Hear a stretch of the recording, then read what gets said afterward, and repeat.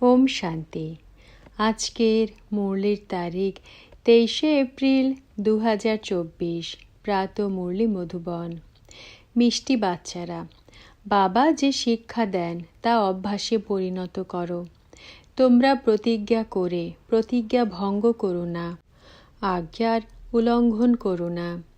প্রশ্ন: তোমাদের পড়াশোনার সার কি? তোমাদের কোন অভ্যাস অবশ্যই করা উচিত? উত্তর: তোমাদের পড়াশোনা হলো বানপ্রস্থে যাওয়ার। এই পড়াশোনার সার হলো বাণীর ঊর্ধ্বে যাওয়া। বাবাই সবাইকে ফিরিয়ে নিয়ে যান। বাচ্চারা, তোমাদের ঘরে ফিরে যাওয়ার আগে শতপ্রধান হতে হবে। এর জন্য একান্তে গিয়ে দেহী অভিমানী হওয়ার অভ্যাস করো।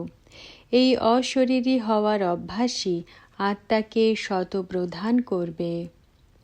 ধারণার জন্য মুখ্য সার। প্রথম পয়েন্ট: শতপ্রধান হওয়ার জন্য স্মরণের যাত্রায় নিজের ব্যাটারি চার্জ করতে হবে, নির্ভুল হতে হবে, নিজের রেজিস্টার সুন্দর রাখতে হবে, কোনো রকম গাফিলতি করবে না।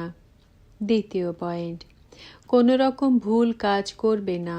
মায়ার তুফানের পরোয়া না করে কর্মেন্দ্রিয় জিত হতে হবে। লিভার ঘড়ির মতো নিখুঁত পুরুষার্থ করতে হবে। বরদান: সেবার দ্বারা খুশি, শক্তি আর সকলের আশীর্বাদ প্রাপ্তকারী পুণ্যাত্মা ভব।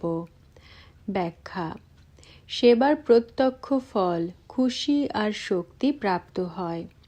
সেবা করে আত্মাদেরকে বাবার উত্তরাধিকারের অধিকারী বানিয়ে দেওয়া, এটাই হলো পুণ্যের কাজ। যে পুণ্য করে সে আশীর্বাদ অবশ্যই পায়।